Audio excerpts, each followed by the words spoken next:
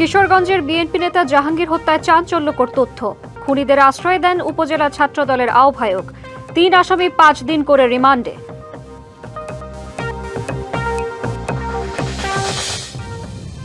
ঠাকুরগাঁওয়ে ১৫ বছর আগের ধর্ষণ মামলায় ৩ জনের আমৃত্যু কারাদণ্ড, অপর ৩ জনের যাবজ্জীবন। অর্থদণ্ড আদায় করে ভুক্তভোগী পরিবারকে দেয়ার নির্দেশ।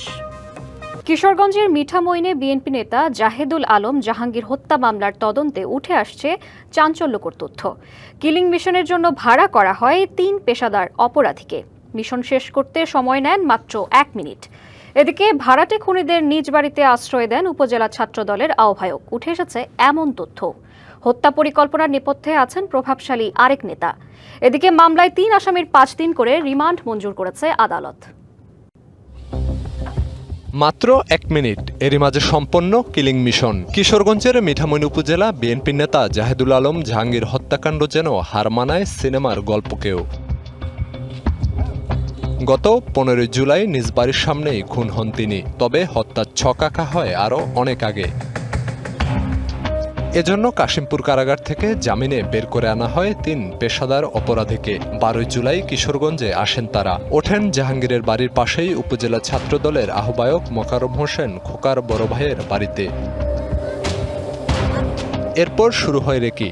জাহাঙ্গীর কখন কোথায় যান, কি করেন, সব তথ্য সংগ্রহ করে অপেক্ষা করতে থাকেন সুযোগের। ১৫ জুলাই মেলে সেই সুযোগ। রাত তখন ৯টা ১৫ মিনিট। মোটরসাইকেল নিয়ে বাসার গেটে এসে দাঁড়াতেই ৩ জন চাপাতি নিয়ে হামলে পড়েন জাহাঙ্গীরের উপর। বাঁচাতে এসে আহত হন বিএনপি কর্মী হাদিস মিয়া। স্বজনরা ঘর থেকে বেরিয়ে আসার আগেই পালিয়ে যায় ২ হামলাকারী, তবে একজনকে ধরে ফেলেন হাদিস মিয়া। পিছন দিয়া ৩টা লোক ২টা চাপাটি দেয়, ১ মিনিট লাগছে, কুয়ায় এনেছে। কুয়ায়া এগুলা কোনো কথা বলতে পারছে না। তারা একজন ধরার মতো সক্ষম হচ্ছে। একজনের সাথে সাথে ধরে তখন আমরা রোগী লইয়া ধরুম না, সন্ত্রাসীরা লইয়া ধরুম। পুলিশ বলছে হত্যার জন্য আগে থেকেই সব পরিকল্পনা সাজানো ছিল। হামলার ঠিক আগে জাহাঙ্গীরের বাসার বিদ্যুৎ সংযোগ বিচ্ছিন্ন করা হয়। এরই মধ্যে ৩ হামলাকারীকে গ্রেপ্তার করা হয়েছে। তাদের জিজ্ঞাসাবাদে এসেছে উপজেলা ছাত্রদলের আহ্বায়কের নাম। ভাই কো এলাকার নাম ধরে কেডা বাড়াইছি তোরে ভাই? খোকা ভাই বাড়াইছে ভাই। খোকা ভাই কি কইছি তোরে? কইছে তো কিছু আর খোকা ভাই আর লোক আছে, ওনার আমি চিনি না। আচ্ছা আমি প্রথম দেখছি। হ্যাঁ, তো উনি কইছে ভাইয়া, হ্যাঁ, উনি আমার জামিন করাইছিল ভাই কাশিমপুর জেলে। আচ্ছা আচ্ছা। তবে নিহতের স্বজনদের দাবি খোকা একা নয়, হত্যার সাথে প্রভাবশালী কেউ জড়িত। খোকা এনে মাইনের বিষয়, ওই বড় ভাইটি মানে মূল মাস্টার মাইন্ড, এবং তার পেছনে কে আছে ওইটা বেরিয়ে যাবে ওই খোকা এবং ওই বড় ভাইকে ধরলে। যাকে ধরা হয়েছে সেও কিছুটা শিকার আসছে, শুনছি যে কত টাকার কন্ট্রাক্ট হয়েছে, এটা আমাদের মুখে দিয়ে বলতে চাই না। আমরা চাই সত্যিটা যাতে উদ্ঘাটিত হয়। ঘটনার পর থেকেই খোকা ও তার পরিবারের সদস্যরা আত্মগোপনে আছেন। কিশোরগঞ্জের পুলিশ সুপার জানালেন, সর্বোচ্চ গুরুত্ব দিয়ে চলছে তদন্ত। অপরাধী যেই হোক ছাড় পাবে না। এরা যেহেতু ঢাকার ক্রিমিনাল, এখানে হায়ার করে নিচ্ছে, যে ব্যাকগ্রাউন্ডে গল্পটা কি, এই গল্পটা ব্যাক করে আমাদের এখন মূল উদ্দেশ্য। সহযোদ্ধার এমন মৃত্যু মেনে নিতে পারছেন না বস্ত্র ও পাট প্রতিমন্ত্রী শরীফুল আলম এবং কিশোরগঞ্জ ৪ আসনের এমপি বীর মুক্তিযোদ্ধা ফজলুর রহমান। জাহাঙ্গীরের পরিবারের পাশে থাকার আশ্বাস তাদের।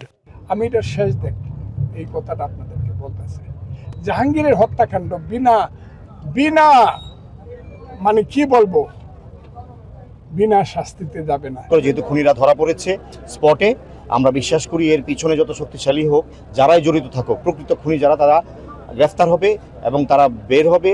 এ ঘটনায় নিহতের স্ত্রী বাদী হয়ে ৩ জনের নাম উল্লেখ সহ ১৫ জনকে আসামি করে মামলা করেছেন। ডিবিসি নিউজ ডেস্ক। ঠাকুরগাঁয়ে ১৫ বছর পর বিচারিক প্রক্রিয়া শেষে শিশু ধর্ষণ মামলায় ৩ জনকে আমৃত্যু কারাদণ্ড এবং অপর ৩ জনকে যাবজ্জীবন কারাদণ্ড দেয়া হয়েছে। পাশাপাশি ৬ আসামির প্রত্যেককে অর্থদণ্ড করা হয়েছে। আদায় করা অর্থ ভুক্তভোগী ক্ষতিপূরণ হিসেবে দিতে হবে।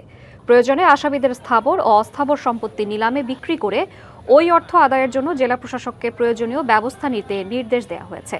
দুপুরে ঠাকুরগাঁওয়ের শিশু নির্যাতন দমন ট্রাইব্যুনালের বিচারক আলী মনসুর এ রায় ঘোষণা করেন। রায়ে প্রধান ৩ আসামি আনিস রানা, সাইফুল ইসলাম ও দুলালকে আমৃত্যু কারাদণ্ড এবং প্রত্যেককে ২ লাখ টাকা অর্থদণ্ড করা হয়।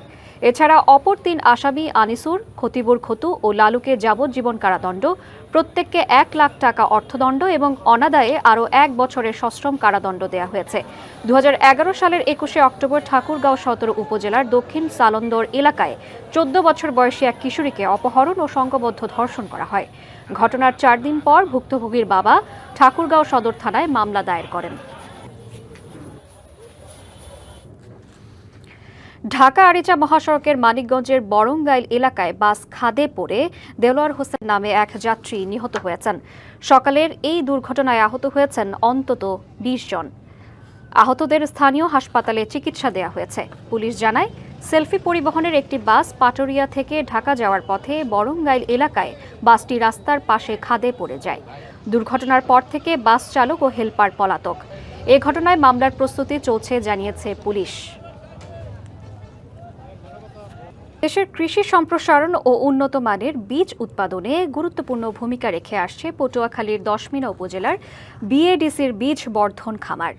কিন্তু তেঁতুলিয়া নদীর অব্যাহত ভাঙনে অস্তিত্ব সংকটে ফেলেছে খামারটিকে। ভাঙন প্রতিদিন ছোট হচ্ছে আয়তন, আছে জনবল সংকট সহ আরও নানা সমস্যা।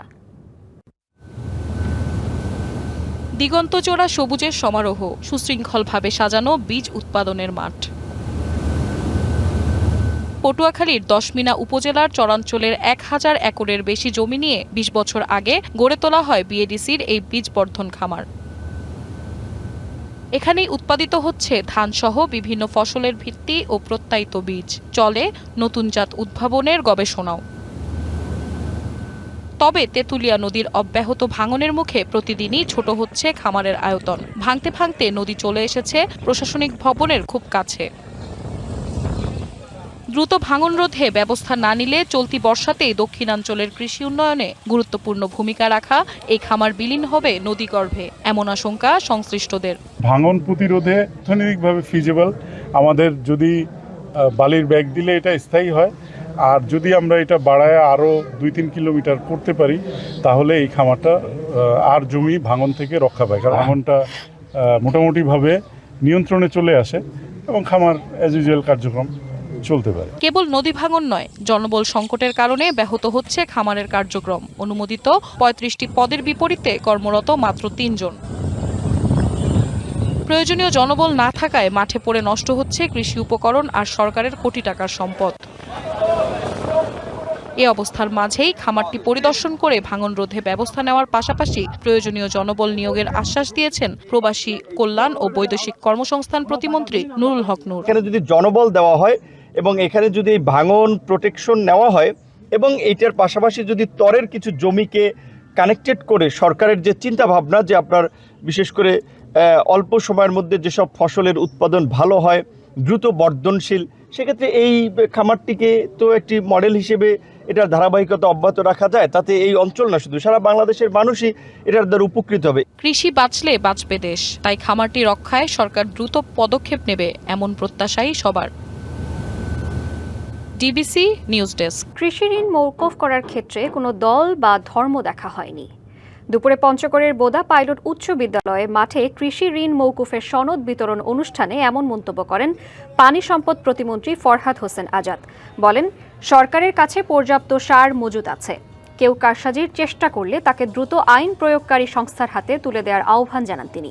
প্রতিমন্ত্রী জানান, এই ঋণ নিয়ে অনেক কৃষক হয়রানির শিকার হয়েছেন, মামলার শিকার হয়েছেন। আজ তারা ঋণ মুক্ত হলেন। পরে বিভিন্ন ব্যাংকের ঋণ মওকুফ সনদ বিতরণ করেন তিনি। বেহেরপুরের গাংনী এতিমখানায় হাসান নামে এক শিশুর মৃত্যু হয়েছে। এতিমখানার সুপারিনটেন্ডেন্ট মিজানুর রহমান জানান, সকালের খাবার শেষে সবাই বাইরে গেলেও শিশু হাসান রুমে ছিল। কিছুক্ষণ পর 2 শিশু রুমে গিয়ে হাসানকে মেঝেতে পড়ে থাকতে দেখে গাংনী স্বাস্থ্য কমপ্লেক্সে নিয়ে গেলে চিকিৎসক তাকে মৃত ঘোষণা করেন। জানান, শিশুটিকে হাসপাতালে নেওয়ার আগেই মৃত্যু হয়েছে। ময়নাতদন্তের পর মৃত্যুর প্রকৃত তথ্য জানা যাবে, জানিয়েছে পুলিশ। ফেনী নোয়াখালী আঞ্চলিক মহাসড়কের তেমুহুনী বাজারে জমাটবদ্ধ পানি নিষ্কাশন ও টেকসই ড্রেন নির্মাণের দাবিতে মানববন্ধন হয়েছে।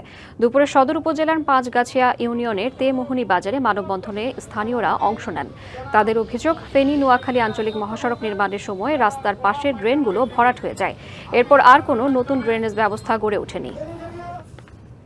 ডিবিসি সারা বাংলা এই ছিল এখনকার মতো। ডিবিসি নিউজের সংবাদগুলো পড়তে ভিজিট করুন dbcnews.tv আর ভিজিট করুন ডিবিসি নিউজের ফেসবুক পেজ এবং ইউটিউব চ্যানেল। ডিবিসির সঙ্গে থাকুন।